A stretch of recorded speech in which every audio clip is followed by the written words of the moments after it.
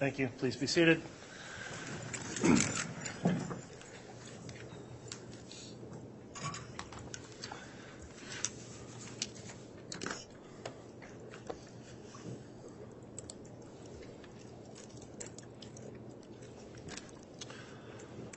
All right, we are, excuse me.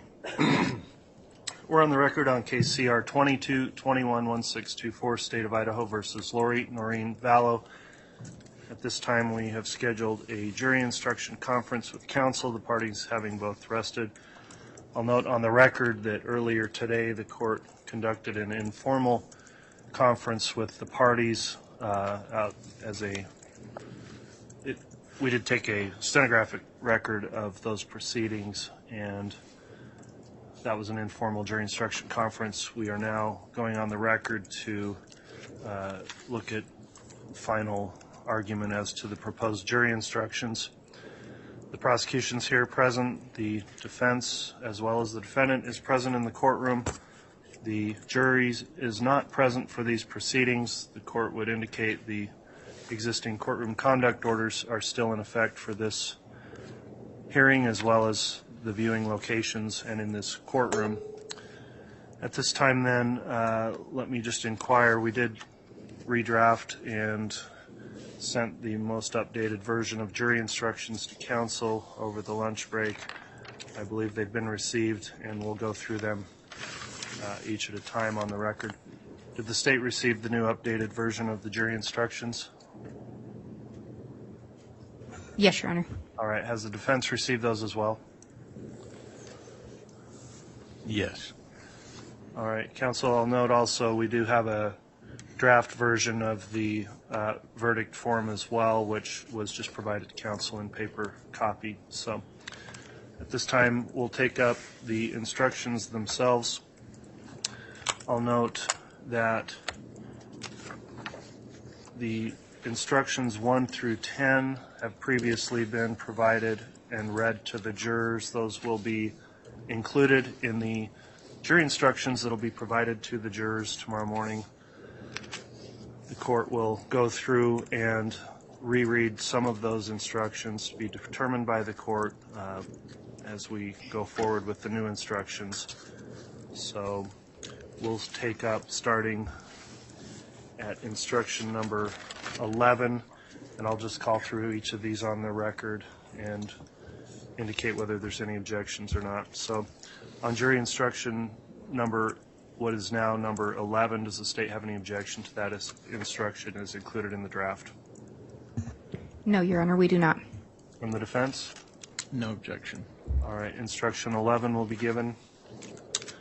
Jury instruction number 12, any objection from the state? No objection as to number 12. For the defense?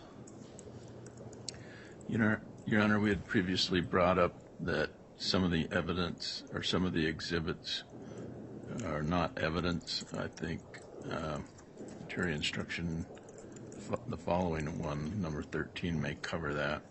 But if the language in jury instruction number 12 needed to reflect that, was our request. All right, the court's considered that request, that some of the exhibits were for a limited purpose. The court does have an instruction on number 15 that addresses that. I did consider that objection and will overrule it. So instruction number 12, as it's been submitted, is going to be supplied by the court. Jury instruction number 13. Your Honor, the state would suggest one change to the last sentence. The defendant may be found guilty or not guilty on either or both of the offenses charged. I think we would suggest that be changed to any or all of the offenses, since there are more than 2 charged. All right, response to that from the state? That makes sense, since there's more than 2 charges. Okay, that's a good catch. Thanks, counsel. We will amend jury instruction number 13 to conform with multiple charges here, so we'll get an amended version of that, which will not say either or both, so we'll correct that language. Thank you, counsel. Jury instruction number 14. The state has no objection to 14. The defense? On jury instruction 14, we proposed language to clearly identify what the court is talking about here. We proposed language that would, this evidence includes incidents in Arizona, including Charles Vallow, Brandon Bedreau, and 404B evidence. Since that's what this instruction is referring to, we thought a further explanation would assist the jury. All right. Does the state have a response to that? Your Honor, I think the state had previously indicated, and our position would be that adding that additional information may only confuse the jurors. The state's recollection and understanding is some of the evidence that came in regarding those individuals did not fall under 404B.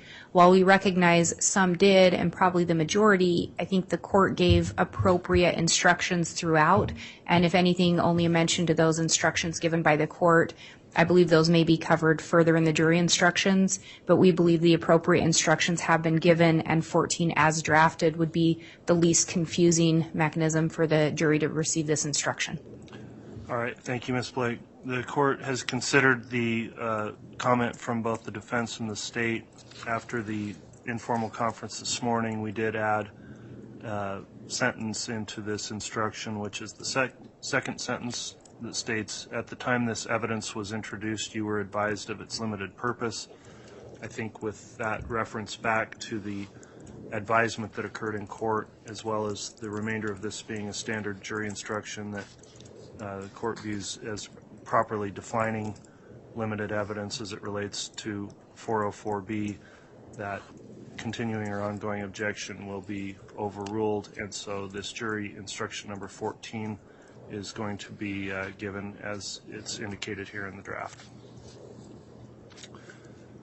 All right, on jury instruction number 15, I will note that we went in and took out 3 of the listed exhibits, which were summary exhibits, not demonstrative, and made that amendment during the since the last conference. And so with that in mind, does the state have any objection to 15 as it states now? No, Your Honor, no objection. From the defense? No objection. All right, 15 will be given. Instruction number 16.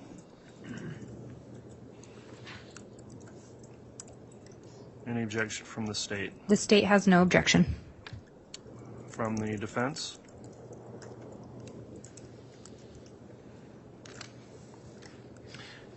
Since there was another instruction on aiding and abetting, we asked the court to consider the other language of aiding and abetting, and since they may be not defined the same, we will lodge an objection.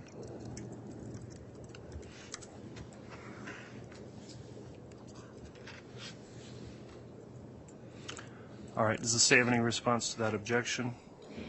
Yes, Your Honor. I do not see this jury instruction as providing a definition for aiding and abetting. I think that is provided in a later jury instruction.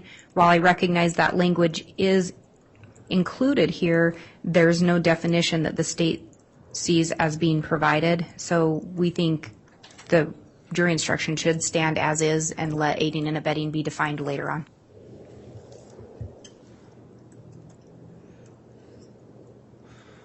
All right, the court's considered the objection, and I will overrule that and allow for this instruction to be provided, as there is going to be subsequent definition of aiding and abetting within the substantive instructions. So jury instruction number 16 will be given.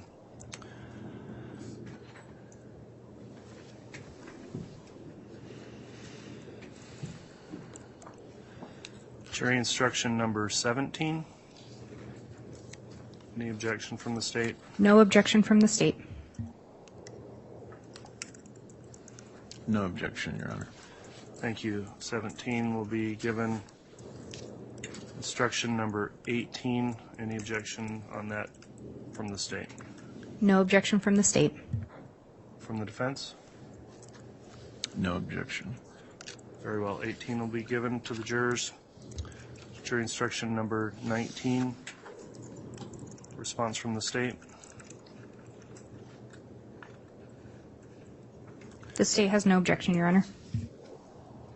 All right, and I will note on that one there were some revisions made as well on the break as accounting for the description of the crimes in the conspiracy charges.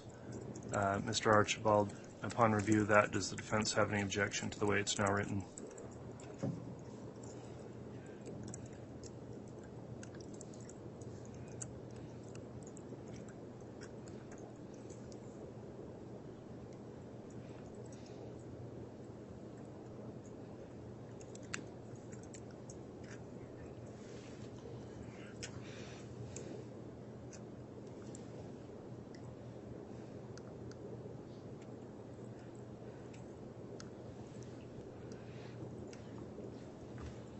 As it's alleged in the indictment, the grand jury combined first-degree murder and grand theft by deception into one count. That's count 1, and then both charges combined in count 3. I think the way jury instruction number 19 reads is that the jury in this case should consider those crimes separately. We previously objected to that, and we previously asked the court to send the indictment back to the grand jury for clarification if it was one crime or two crimes. And so we believe jury instruction 19 does not accurately reflect how my client was indicted by the grand jury. All right, does the state have a response to the defense objection on 19? Yes, Your Honor. In looking at 19, there's a breakdown of counts 1 and 3, which included the crimes of first-degree murder and grand theft by deception, and then it references count 5, which is just an agreement to commit first-degree murder. Looking at the language moving forward, I don't have the same concern as defense. I don't see how there's any confusion with regard to what crimes are charged within each count. So I believe the way that it's written now would comply with the standard ICGs and be appropriate. And I don't see it as being confusing, indicating they don't need to agree upon every detail, and then defining or talking about how an agreement can be established. So we would request that it remain as written. All right, the court did modify this instruction after the informal conference when the defense raised a concern about the conjunctive, well, having murder and grand theft by deception together, and whether that was a crime singular or crime plural. In order to resolve any confusion that could result, the court went back to the language of the indictment itself, now the amended indictment, and took the actual language out of there, indicating that on counts 1 and 3 it is crimes of first-degree murder and grand theft by deception. So with that clarification, the court will keep this jury instruction as now modified and overrule the objection of the defense. So jury instruction number 19 will be given. Jury instruction number 20 from the state. Any objection? No objection from the state. For the defense? No objection. 20 will be given. Instruction 21 from No the state. objection. Okay. Oh, I apologize, Your Honor. No objection from the state. No objection. All right. 21 will be given. Instruction 22. No objection from the state. For the defense?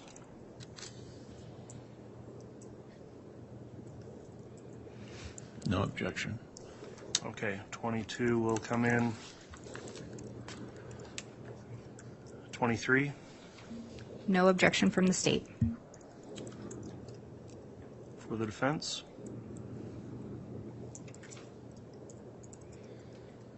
No objection.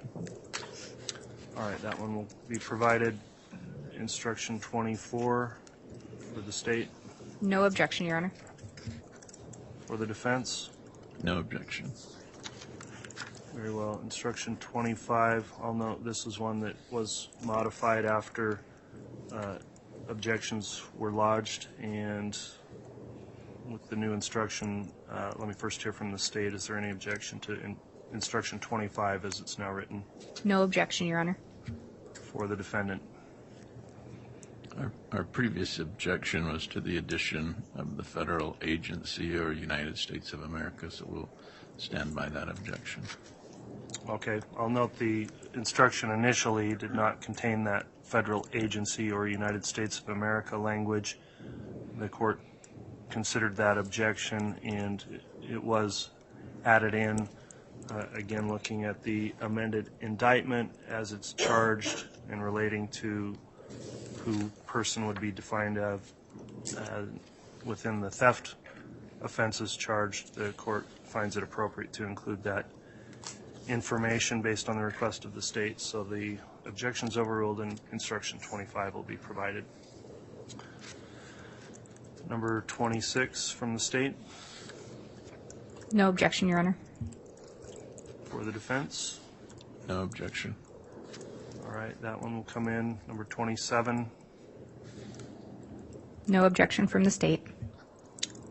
For the defense. Your Honor, this jury instruction number 27 was a subject of the amended indictment with different code sections and different definitions of theft. So where there's been some confusion on whether my client is charged with intent to deceive or intent to deprive, we lodge an objection. Okay, what's the response from the state? Your Honor, the state's response is this is in compliance with the standard Idaho proposed jury instructions. It also, regardless of which code section it's charged under, theft would always include the wrongful taking, obtaining, or withholding of property from the owner of another. The difference would be potentially by which means that was done. But given the court's ruling on that and the language reflected in the indictment, as well as the evidence that came in, we feel that this does conform in all aspects. All right, I've considered the objection on jury instruction number 27 as it relates to how the amended indictment now reads. The court does find that's an appropriate instruction that will assist the jurors in applying the law to the facts of this case. So jury instruction number 27 will be provided. Jury instruction number 28. The state has no objection. All right, and this is a long instruction. If you need a moment to continue to look at that, Mr. Archibald, you may.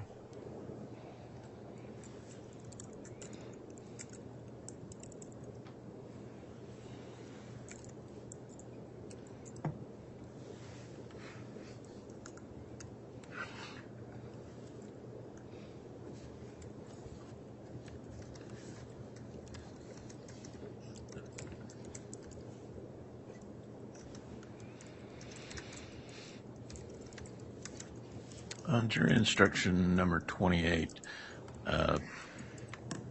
the defense lodged an objection due to the language in this instruction not mirroring the indictment from the grand jury.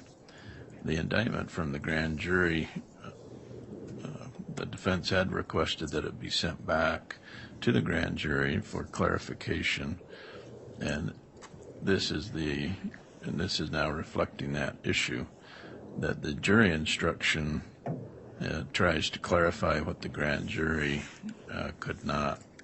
So we believe that that's improper for the court to fix the grand jury's errors. Some of the errors are contained in paragraph 3, where the and/or language has been added. That's not what the grand jury indicted my client on. grand jury indicted Lori Vallow and Chad Daybell and Alex Cox and other co-conspirators. This jury instruction now says Lori with Chad and or Alex. So it's giving the state of Idaho more options in their charging, giving the jury more options to convict that the grand jury did not indict my client on. Also in paragraph 4, the grand jury described murder and grand theft as one charge. Again, the defense asked the indictment be sent back to the grand jury for clarification, and that request was denied. So we're stuck with murder and grand theft being one crime, not multiple crimes in paragraph 4. In paragraph 5, we believe this misstates the crime. Paragraph 5 of jury instruction number 28 says the defendant intended that at least one of the crimes would be committed. Again, we believe the grand jury indicted the defendant on one crime called murder and grand theft. And so because of those errors, we don't think that this court should fix those errors at a jury instruction conference. So that's why we're objecting to jury instruction number 28. All right. Considered those objections, I'd like to hear a response from the state. Thank you, Your Honor. And I'll try to take them through the way defense did because there were a couple different sections identified there. So first, looking at number 3, I think adding the and or clearly comports with the evidence presented. It's also, this is clearly a conspiracy charge, and in an earlier instruction, it specifically says an agreement between one or more persons does not require multiple persons to enter into that agreement. So considering that it comports with the crime of conspiracy as well as the evidence presented, I think that that is well within the court's discretion to do that, and that it would be appropriate as well as complying with standard jury instructions. Looking at number 4, I don't see the same issue there that defense is pointing out. It clearly says to commit the crimes of murder in the first degree of Tylee Ryan and grand theft by deception. I don't see where those are separated out differently. I think the and is there. So I think that is written appropriately, and I'm not sure of the objection there. With regard to number 5, I think that absolutely comports with the standard Idaho standard jury instruction. Again, I think it comports with evidence presented in this case and is appropriate. However, we would leave 5 within the discretion of the court for the court to make the determination, but we believe that they are appropriate as written and comply and comport with evidence and the Idaho standard jury instructions. All right. Thank you, Ms. Blake. This one, on paragraph 3, where it has an and or, I will agree with the state on that there are other instructions that cover that and the nature of a conspiracy where someone can, for example, enter later on. I think the evidence presented and the way it was charged in this case, it does not have the and or language in the information, which I considered, but also looking at the evidence that came about, and it does list all 3 people as co-conspirators, Lori Vallow, Chad Daybell, and Alex Cox. I think that given the other instructions that clarify how a conspiracy can be entered into, perhaps at different times, and also looking at the evidence of this case, that it would be appropriate to allow the jurors to consider the and or element of that as it relates to this charge. The paragraph 4, I think, does comport with the way the indictment now reads and has read, that it is a crime charge of first-degree murder and grand theft, and so it's got that conjunctive in there, combining them together essentially by using the word and. On 5, I do wonder if, because of the way it is charged, it wouldn't be more appropriate for it to read that the defendant intended that and take out at least one of, and have it read the defendant intended that the crimes would be committed.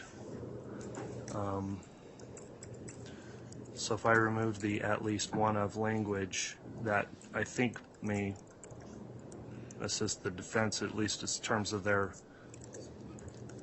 addressing that question of whether or not this provides an option that's not contained in the charging document. I'm not entirely sure I want to remove that or not, but I'd like to hear some further commentary if you think that would be an appropriate way to amend that to more accurately reflect. Mr. Archibald, any thoughts on that? If it read the defendant intended that the crimes would be committed, as to just paragraph 5, understanding you maintain your other objections, would that resolve that issue on 5? Yes, I think that if we struck at least one of, because the way that it's charged,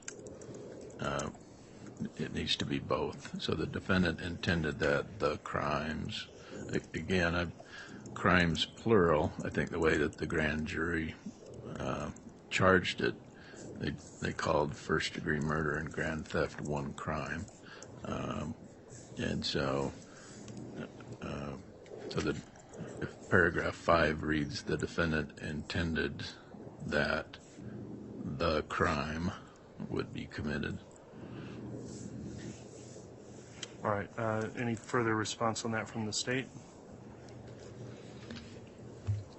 Your Honor, I think given the nature of the defense's concern and maybe even what sounds like the court's concern, while the state does believe that this complies with the standard jury instructions and that I think there is other language contained in the instructions regarding there doesn't have to be agreement as to every element or every act taken, I think given the concerns, the state would defer to the court on this. Again, we think it complies, but we would just defer to the court's discretion.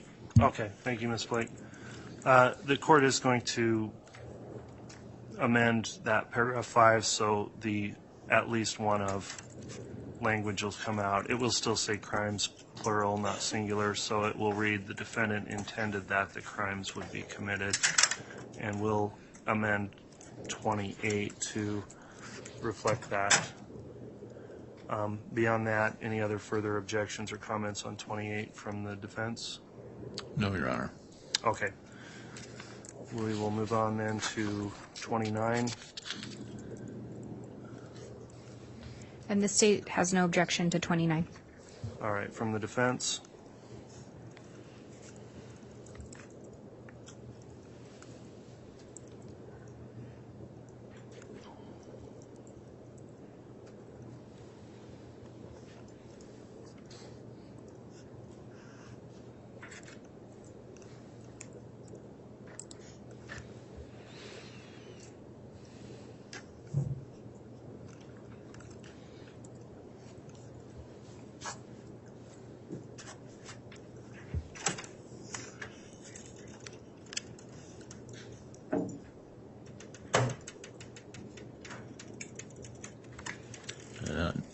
No objection to instruction number 29.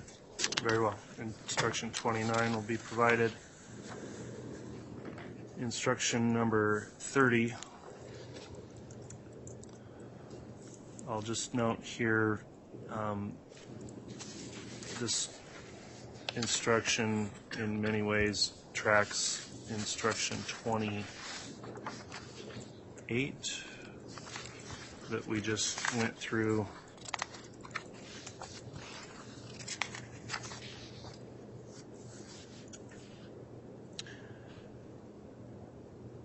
And so the court is going to, on paragraph 5 of 30, using the same logic that was on 28, take out the at least one of, and it will read, so paragraph 5 will read the defendant intended that the crimes would be committed. And so with that amendment, I'll hear from the state whether you've got any objections to that or any other part of this. And Your Honor, I think we have the exact same comments on this that we would have on jury instruction 28. I'm anticipating the similar objections by defense. The state stands by our arguments that were previously put on the record. I think they are appropriate. Okay. From the defense, do you also incorporate the same argument she had on 28? Yes, Your Honor, that paragraph 3 does not appropriately reflect what my client was indicted on, and paragraph 5 as well misstates what we believe the law is. So those are our objections to instruction number 30. All right. For the same rationale as indicated in 28, I'll overrule those other objections. I will make the amendment to paragraph 5, taking out that at least one of language, and the other objections are overruled, so 30 will be amended in conformity with that and be provided. Instruction number 31. And Your Honor, just briefly on instruction number 30, just so that it mirrors 28, on that number 5, I know the court has indicated we're going to take out at least one of. On this one, there's an S in brackets, and on the last one, there is no S in brackets. The state doesn't care which way it's written, but just if we want to be consistent. Okay, and I'll intend to make that consistent, and it will read crimes without the bracket on the S.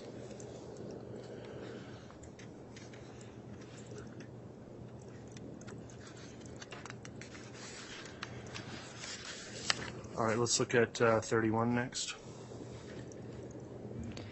The state does not have any objection to 31.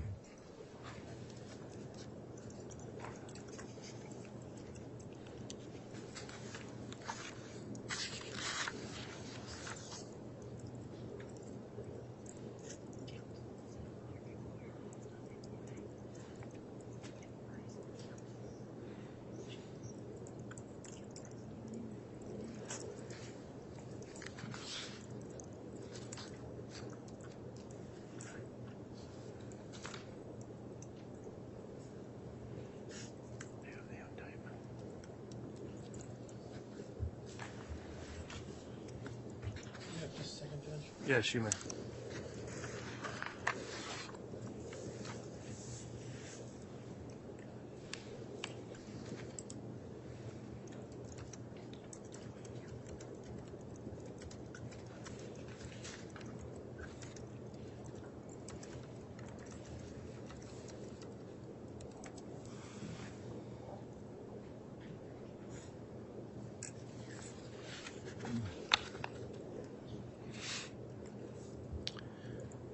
In jury instruction number 31, we had brought to the court's attention that the way this jury instruction reads is not how the grand jury indicted her. And in counts 2 and 4, the way my client was indicted says that as part of a common scheme or plan or continuing criminal transaction between Madison and Fremont counties, was concerned in the commission of a first-degree murder and did aid and abet in its commission, or not being present, advised and encouraged its commission, or by command compelled another to commit the crime, and did so with malice aforethought, and did so willfully, deliberately, and with premeditation. So the way jury instruction number 31 reads, the defendant engaged in conduct or did aid, abet, advise, counsel, or procure another to engage in conduct which caused the death of J.J. Vallow with malice aforethought, and the murder was willful, deliberate, and premeditated. So my client was indicted as part of a common scheme or plan or continuing criminal transaction. That's not contained in jury instruction 31. The word counsel in jury instruction number 31 was not part of her indictment.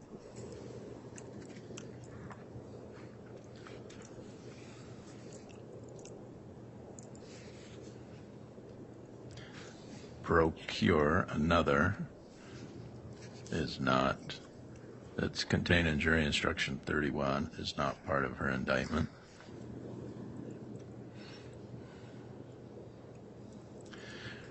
So we believe the court in jury instruction number 31 is instructing this jury completely different than how the grand jury indicted her.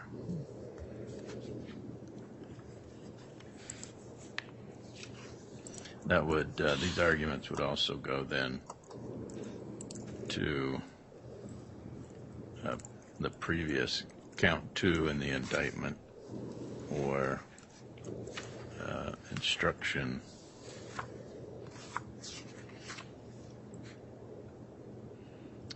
29. 29.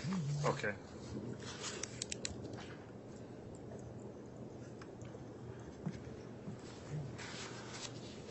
All right, so the paraphrasing here, but the defense has raised an objection, and now I'm addressing the state that I recognize there's Idaho Criminal Jury Instruction 704A, which is the standard instruction for first-degree murder, malice aforethought, contains certain language in that, and they are objecting based on differing language contained in the indictment. So how does the state respond to that disparity between the language of the indictment and the language of the standard malice aforethought jury instruction?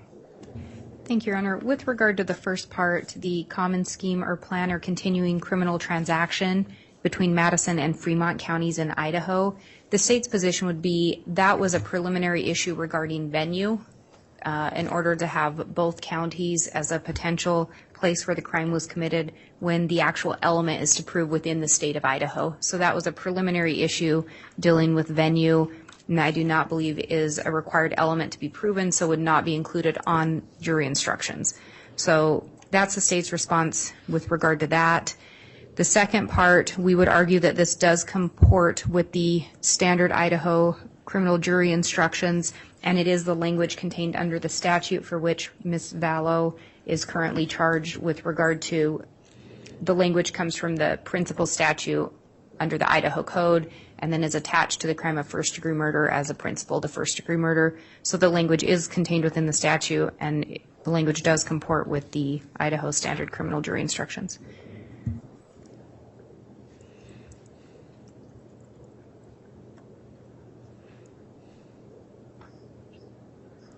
All right. Well, in terms of the first objection as the common scheme or plan or continuing criminal transaction, I'll overrule that objection based on the argument of the state that that goes more towards venue than any other substantive element of the crime.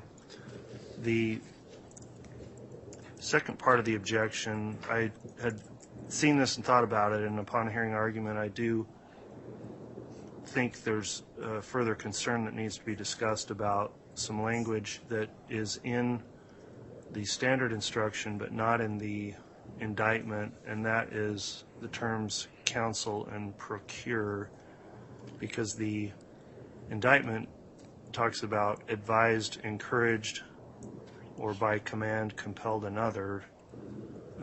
Doesn't have any counsel or procure language, and I guess I'd like to hear a response from the state as to whether it would be appropriate to include those terms when they're not in the indictment. Yes, Your Honor, and I was just comparing the exact language of the indictment with the language in the jury instruction. So we do have the did aid and abet, which is contained in both. We do have the not being present advised and encouraged its commission. So I guess if we are going to make the changes, I would recommend or propose that it be changed to advised and encouraged its commission. Then we do have or by command compelled another to commit the crime. And so I think if the court were to consider taking out counsel or procured, then we would ask that the language be modified to have it be advised and or encouraged its commission, or by command compelled another to commit the crime, and include that in here. Because I do think when we have procure another, I think that is essentially synonymous with commanding or compelling another to do it. If the court wanted to change the language to reflect the indictment, I think we could do that, but we would object to it just being completely taken out. And I think the counsel is covered by encouraging its commission. So I think if you counsel or encourage another, I think those could also be synonymous. But again, if the court is to modify it, we would ask that we include those additional terms then. All right. Any final argument as to those terms from the defense? No, Your Honor. Okay. On instruction number 31, then the court is going to take those arguments under advisement, and if any further edits are made to that, changing the instruction, will advise counsel and consider the matter submitted. The court will determine whether or not there should be some modification based on the arguments as it relates to paragraph 3 of instruction number 31, and also incorporating that same rationale and the objection made on 29. The court may also consider editing paragraph 3 of 29 for the same reason that's been raised by the defense. So if it's changed, we'll advise counsel before the final jury instructions are given to the jurors. All right, let's move on then to instruction number 32. The state has no objection.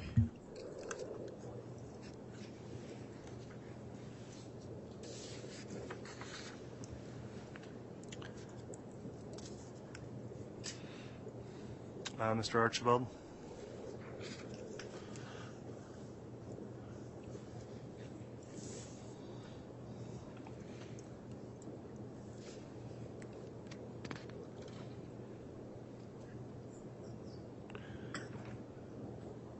I do see an edit I'm going to make, counsel, on paragraph 4, that to commit the crimes of, we will make that a singular crime. I think that was a carryover from the other conspiracy counts. So in instruction number 32, we previously objected to paragraph 3. The indictment indicates Chad Daybell, Lori Vallow, and Alex Cox. Paragraph 3 in this instruction says Lori Vallow, Chad Daybell, and or Alex Cox. So we believe that this instruction gives more options for conviction as to other than how she was indicted. So the and or language as proposed by the state, we believe, is not reflective in the indictment. The indictment contains language as part of a continuing transaction, common scheme or plan, did willfully and knowingly combine, conspire, confederate. That language is not included in instruction number 32. Did combine or conspire to commit murder. That language is not in instruction number 32. So, again, we're concerned that the court is simplifying the matter for the jury in this case, where the grand jury did have some additional language. And we had previously asked for the indictment to be sent back for clarification. That request was denied. So we think likewise this court should not in essence grant that at this time. Okay, I've considered those objections, and let me hear a response from the state, if you would, Ms. Blake. Thank you, Your Honor. And before I respond, just briefly, in looking at this again on 6B, it appears that it has September with a large I or a Roman numeral 1. I don't know if we want to change that to the standard. That would be the number 1? Yes, the number 1. It was probably put in as a Roman numeral or. Okay. I think that's a clerical mistake we can correct on 6B to make that September 1. I just didn't want to forget. And then with regard to the response, as the state has previously indicated on that or it does comport with the evidence submitted in this trial. It comports with also the previous instruction given regarding a conspiracy and that it can be one or more persons. So we do believe that that is an appropriate jury instruction with regard to that or in response to defense's position that this does not contain all of the language from the indictment, it would be the state's position that this does comport with the Idaho standard criminal jury instruction. In addition, there was mention that it may be oversimplifying. It would be the state's position part of jury instructions would be to simplify or make things not confusing for the jurors, and where it does comport with the standard jury instruction and it comports with evidence presented, I think it would be an appropriate instruction to be given as written. So for those reasons, the state would ask that it remain as in its current form. All right. I've considered the objections there on the and/or language as has been previously ruled on the counts 1 and 3 conspiracy counts. The court does find that the additional instruction relating to conspiracy would allow for the and/or language, although that's not what's in the the indictment. It does comport with evidence that was presented in the case, as well as the law as it relates to applying the law to the facts of this case with the conspiracy definitions. So the objection's overruled on that. The paragraph 4, the court will take the S off the crimes and make that singular. We'll modify paragraph 6B to be a number 1 instead of a Roman numeral 1. Fix that as well. The court's considered the additional objections lodged by the defense on instruction number 32 and will overrule those objections as previously stated on the other conspiracy counts that were argued earlier. Let's next look at instruction number 33. No objection from the state. From the defense.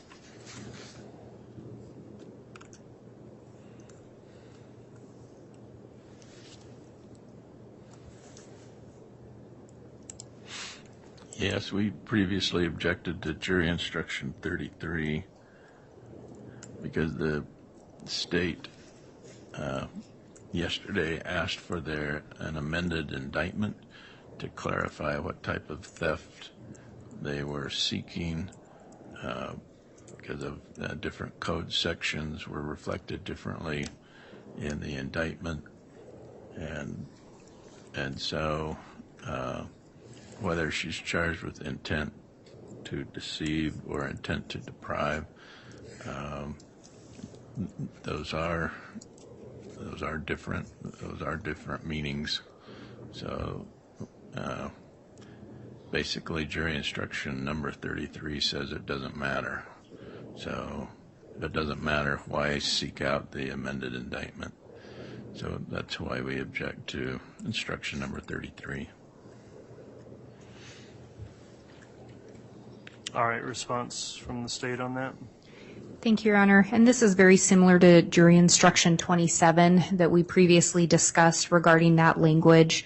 The state's position would be, again, that this would be compliant with the Idaho standard criminal jury instructions. It is also contained within the language in the indictment. I know there's been reference back to that amendment made to the indictment multiple times. The amendment was made to correct a clerical error regarding a code section, not the language itself. So it would be reflective of what's in the indictment. Generally speaking, under theft, the theft can be committed by either taking, withholding, or detaining. So the jury instruction just simply indicates that either or any of those could be an option. I don't think that that is in opposition to what has been presented in the indictment, and again is allowed under the Idaho standard criminal jury instructions.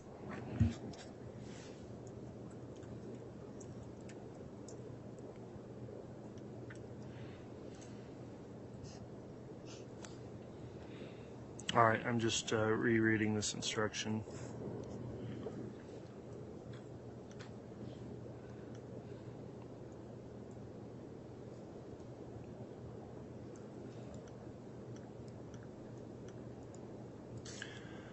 All right, I've considered the argument from the defense on instruction number 33.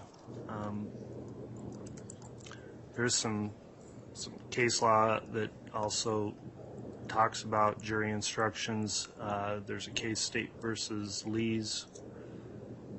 It's a Idaho Court of Appeals case. Don't have a good site, but it's 364-16210 Westlaw 9587784.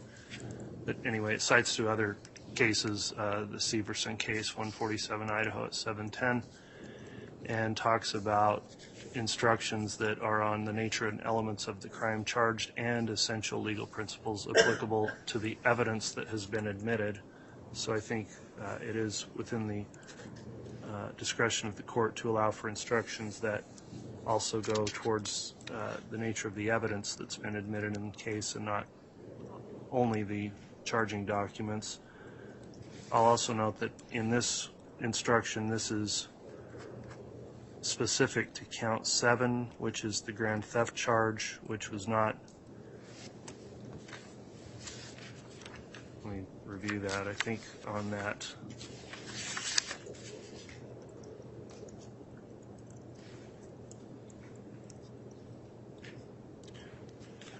Was that charge amended as part of the amended information to change the code site? No, Your Honor. That, within the indictment, I think that one had, just one moment.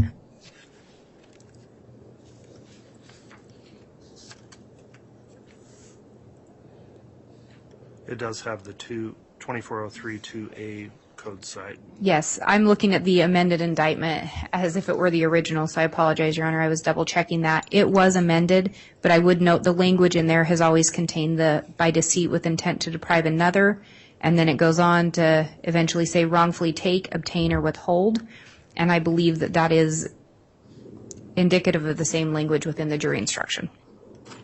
All right. Well, having considered that in the language of the indictment, the court finds that instruction 33 is a proper and standard jury instruction also from the Idaho criminal jury instructions and would apply given the evidence that's been admitted in this case to help instruct the jury to appropriately apply the law to the facts of this case. So instruction number 33 will be given. Let's next look at instruction number 34. The state has no objection, Your Honor. All right, from the defense.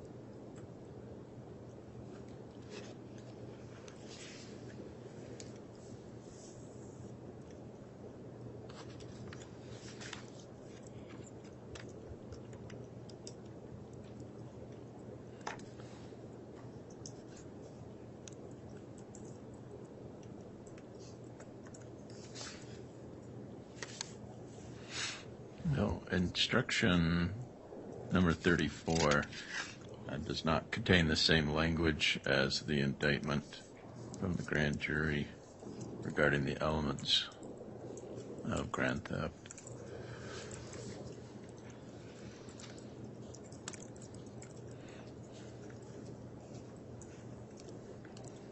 All right, what's the response from the state? Your Honor, the state's position is this would conform with the evidence that was presented at trial, and it also conforms with the Idaho standard criminal jury instructions. In looking at it, again, it does have that common scheme or plan language that, again, as the state had indicated, dealt with the venue issue, which is a preliminary matter, and we believe that the language in what's charged does comport with what is in the jury instruction, although it may have different language that it comports.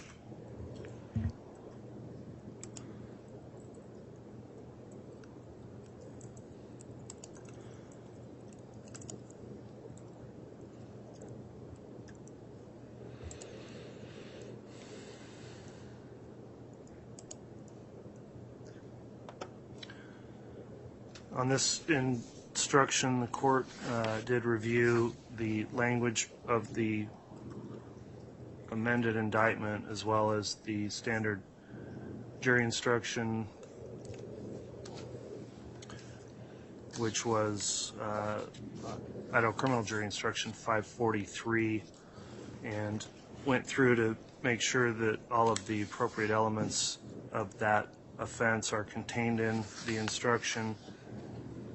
It's the way the statutes set it out for the theft statutes. They're kind of mixed in between the types of theft by deception, and then you have to go to the definition section above that also. And so looking through that, the standard instruction 543 pulls those things together to cover the elements. So because this is based on the 543 instruction and having confirmed the language in the indictment, the court does find that the instruction properly instructs the jurors as to both the elements of the offense as well as comports with the evidence that's been admitted in the case for the jury to consider. So considering all that, the court will overrule the objection of the defense, and jury instruction number 34 will be provided. Let's next look at instruction number 35. The state has no objection. Well, and we can the discuss, instruction. there is also this gets to the verdict form. So once this is completed, we'll include we'll include the content of the verdict form will be part of instruction 35, but of course there will only be a single verdict form that will be provided to the jurors for the presiding officer to sign. The court did submit a proposed copy of a verdict form, so since we're on this instruction now that would contain the sample verdict, if you have any comments relating to the proposed verdict form, let's take those up along with instruction number 35. So starting with the state, do you have any comments on the verdict form? Yes, Your Honor. With regard to question number 2, we would propose that the and grand theft by deception with the question and grand theft by deception be removed.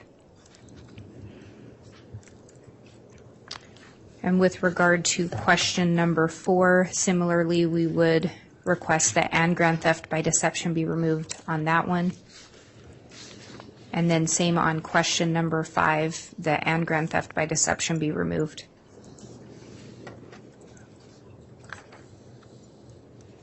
I believe those are the only proposed changes by the state.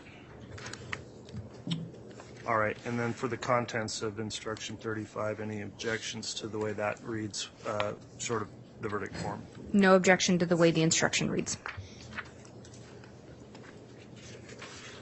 All right, and looking at, I'll hear from the defense here in a minute, but that does need to be corrected. The grand theft by deception language that's not part of the charges will be removed on those verdict forms. We'll get another proposed verdict form to you before it's provided to the jurors in the morning, and make those amendments on that verdict form. Let me hear from the defense now, noting those changes that will be made on the verdict form to comport with the charging language of the indictment. Do you have any comments, Mr. Archibald?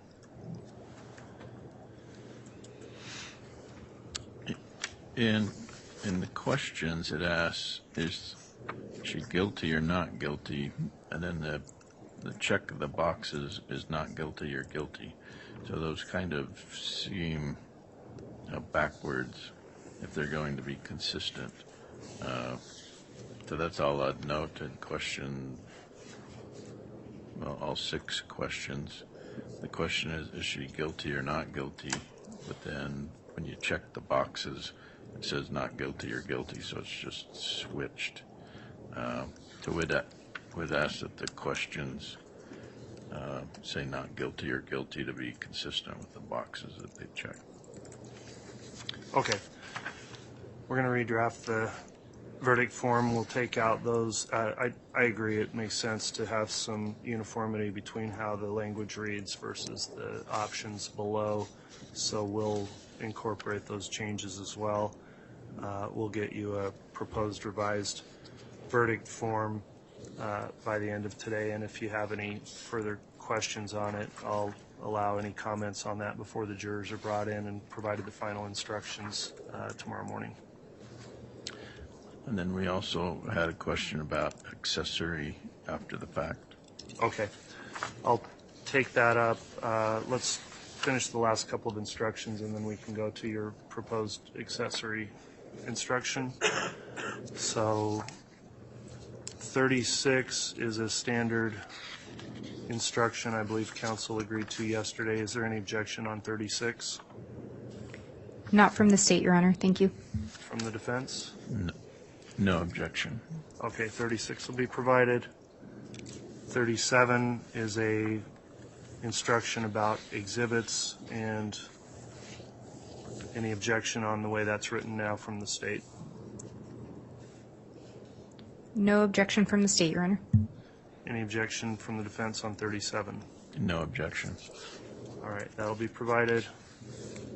Jury instruction 38 is an instruction for the jurors to select a presiding officer. It's a standard instruction. Any objection from the state? No objection from the state. All right, from the defense, any objection? No objection. That'll be provided. And then finally, the final instruction on 39 on deliberations and how those are done is from the standard instruction. Any response on 39 from the state? No objection from the state. For the defense? No objection. All right. So the next issue we'll take up then as it relates to a proposal that the court include an accessory instruction in this case. Mr. Archibald, I haven't seen a proposed instruction, but you've argued for one that was, I think it's the instruction number 310 of the criminal jury instructions you wanted. Yes. Idaho Criminal Jury Instruction 310 is a reflection of Idaho Code Section 18-205. A person who knows a felony was committed and willfully conceals it from a peace officer is guilty as an accessory. So there has been evidence submitted during this case that a reasonable jury could conclude that if she's not guilty of murder, she's certainly guilty of knowing a felony was committed and lied about it to police.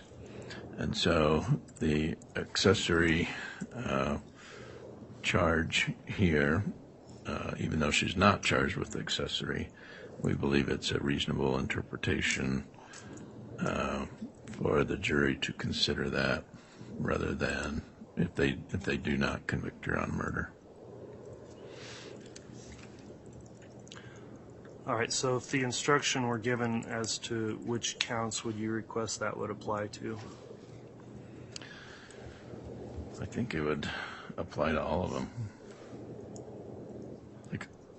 except the grand theft. So count one, if the jury believes, well, she didn't kill anybody, but she certainly lied about it. I think that would apply to counts 1, 2, 3, 4, and 5. And then count 7, the grand theft of Social Security funds. It probably would not apply to that, but it would apply to counts 1 through 5.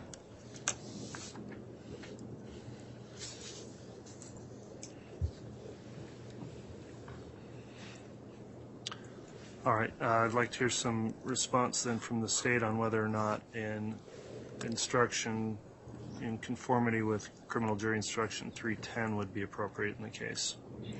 Thank you, Your Honor. The state's position is that it would not be appropriate. Essentially, it's being requested as a lesser included offense instruction for several of the counts here. In looking at Rome v. State 164 Idaho 407, that's an Idaho Supreme Court case from 2018. When we look at the language in that, it's a little bit different of specifically what was being determined. In that one, they were attempting to include accessory after the fact as a lesser included of an aiding and abetting, but that would lead into a jury instruction providing that you don't consider the differences necessarily between aiding and abetting and principles with certain things. But the bigger part of it, I think, and what we would indicate is that one offense is not considered a lesser included of another unless it is necessarily so under the statutory definition of the crime.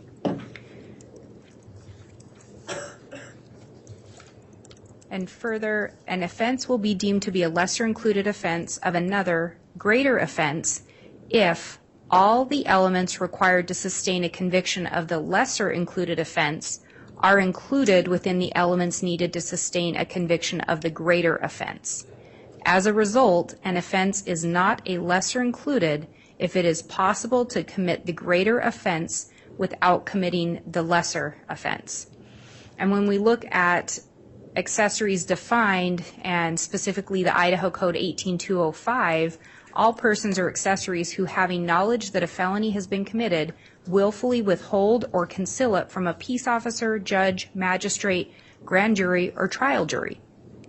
In no way are those elements required to prove conspiracy to commit first-degree murder and grand theft. They're not required to prove conspiracy to commit murder, or they're not contained within those elements, and they are not required for grand theft, which I think the defense has recognized that, and they are not required to prove first-degree murder, and especially under the theory of a principle. In no way is there an element that a person having knowledge, withhold, or conceal that as a requirement to prove one of the greater offenses. So if we follow the rationale of the Idaho Supreme Court in Rome v. State, accessory after the fact would not be an appropriate lesser included. So to include that instruction would only confuse the jury. In addition, when we look at 310, there's actually a comment there indicating that it shouldn't just stand alone without more. And if I may have just one moment. Yes.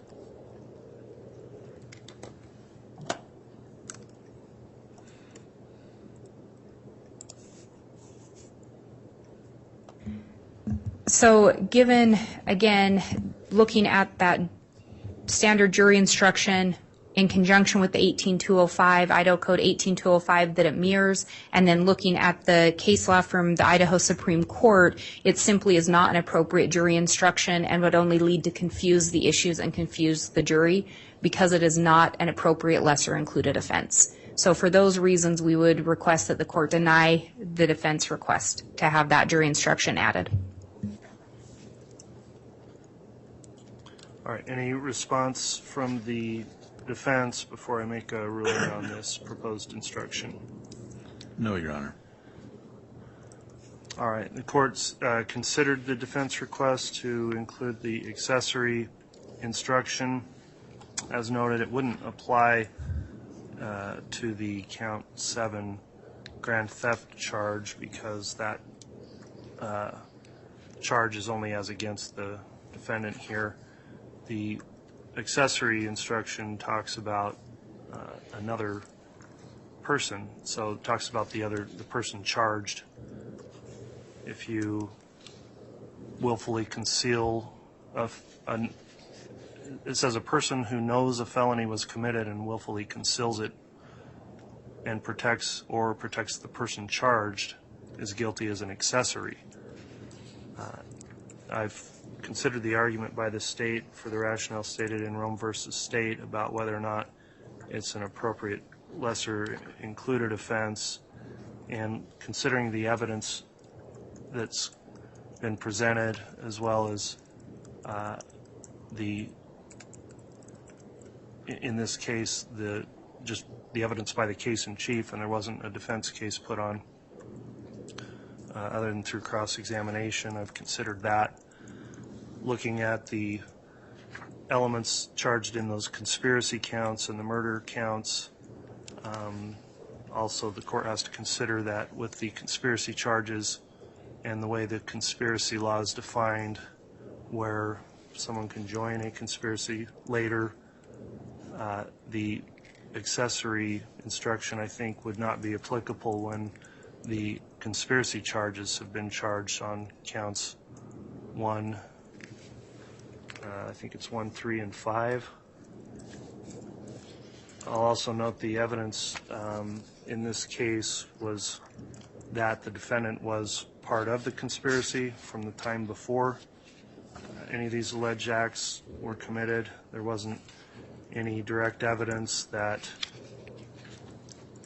there was no knowledge of this before the alleged acts that are charged in counts 1, counts 3, and 5 for the conspiracy charges, so I'd find it would be an inappropriate instruction for those.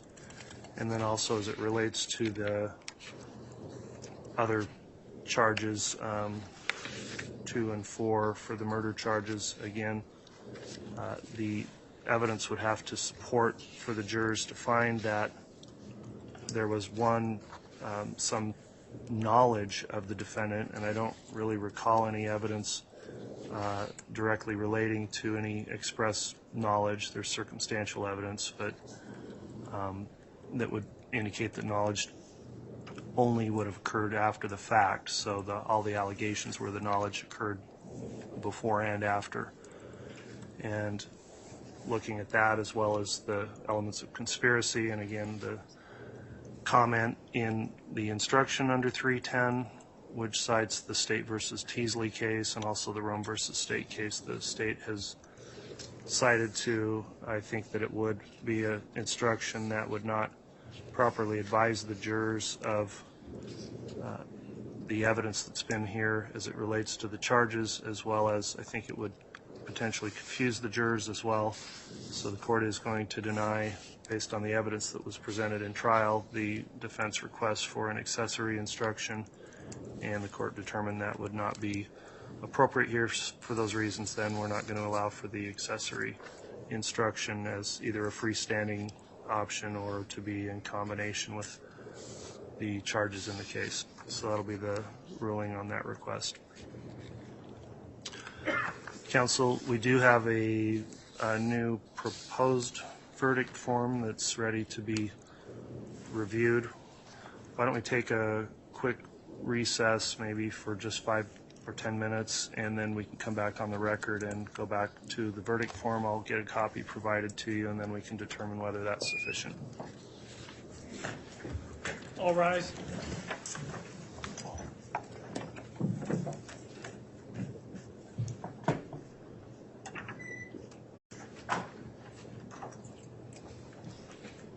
Thank you. Please be seated.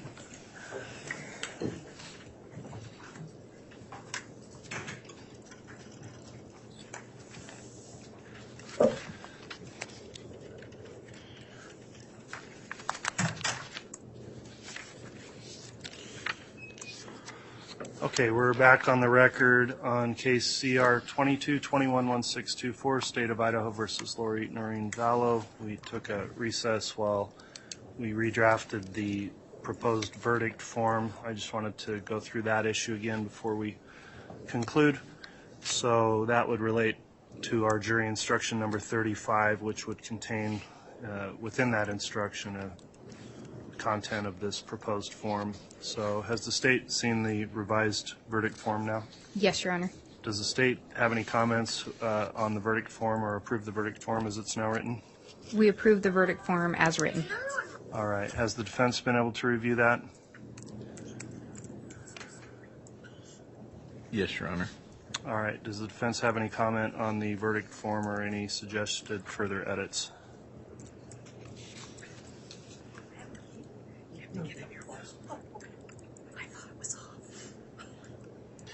You know, just reading the verdict form, it sure seems like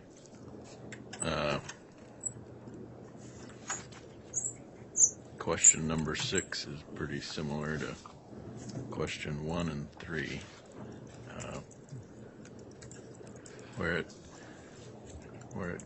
where they all contain the same charge of grand theft. All right, the counts are as set forth in the in the indictment. So 6 is a question as it relates to count 7 of the indictment, which is the grand theft charge. So that's my only observation. I realize that's how they charged it. All right. Understood. So, counsel, the court will intend to provide that as incorporated in that instruction 35. If there's any other revisions or rulings, the court will put out those on the record in the morning before our closing arguments. The court also will, before the jury comes in, plan on finalizing the ruling on the Criminal Rule 29 motion that was argued and taken under advisement. And then we will, assuming that allows us to move forward with closings. If so, then we'll have closings starting tomorrow morning. Is there anything else we need to bring up? One other point, actually, I wanted to mention, counsel.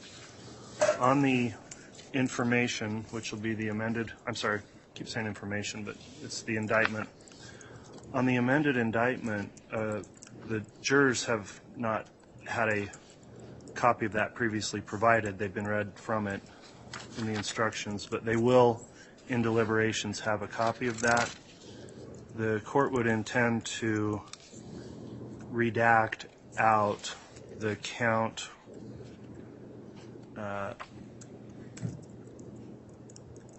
counts 6 and 8 and 9 that relate only to Chad Daybell and the defendant's not charged with. I think just leaving those in there may create some unnecessary confusion for jurors since those counts are not being considered. I'd like to hear if there's any comment on that plan to redact those uncharged counts as against this defendant from the amended indictment before it's provided to the jurors.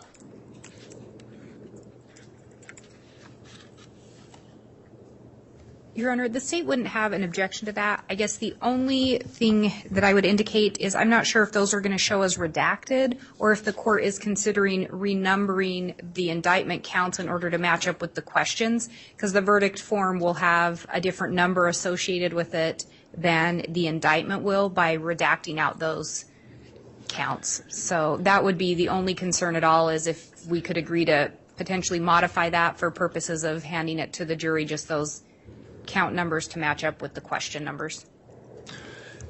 Yeah, in thinking through that, I think what we would do is simply, physically redact a copy of the indictment by removing that with a notation so the jurors understand it was redacted by the court, so they don't wonder why that's blacked off of there.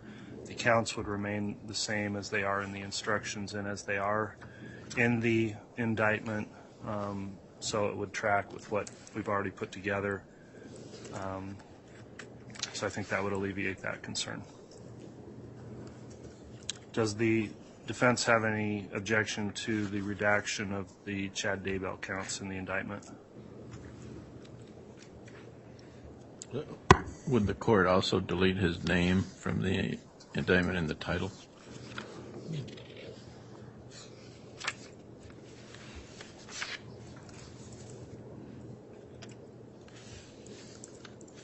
And Your Honor, if the court could be heard on that, if the court is considering that. Yeah, go ahead. I think that would only confuse the issue and confuse the jurors, because then they're going to see missing counts and wonder why. I think with his name on there, they may be able to piece it together easier. So if we're going to modify the indictment that much, I wonder if it wouldn't be cleaner then to just have an amended indictment approved for handing to the jury where we only have her name and then we number the counts to match up with the questions. Because as it is now, the counts won't completely match up with the questions on the verdict form, which I think could be confusing. And then if we take his name off and we just have blanked out spaces. Well, I don't think there's going to be any change of the numbering if we're just blocking off what's already in the indictment. So, But I believe we'd be taking off count 6, and so if we take off count 6, then question 6 will actually end up referring to count 7 in the indictment. And that's I don't the know way, if but that's the way it's written in the verdict form. It says in regards to count 7 of the indictment. it just said question 6, though. Yeah. So I think that was the only concern. Okay, yeah, we'll make sure the verdict form corresponds, as well as the counts in the jury instructions, to what's just in the indictment. That suggestion by the defense to remove the name also on the caption, I think, is a well-taken point to avoid any further confusion. Obviously, the name would remain in there, that because the case being tried is not his case, and so I think it should be removed just from that part of the caption. However, his name would remain in, like, the preliminary statement before count 1 and other counts that are charged, so the conspiracies under count 1, his name within the other counts 2 and 3. So I do think, for purposes of clarifying the record, that coming off of the caption there is also appropriate. So the court will get for counsel a copy of that redacted indictment and have that submitted to you before it's provided to the jurors also, before we start with argument tomorrow morning. All right, counsel, thanks for your time. Is there anything else we need to bring up then this afternoon from the state? Not from the state, Your Honor. Thank you. All right, thank you. Anything from the defense? No, Your Honor. Okay, thanks. We'll be in recess till tomorrow morning.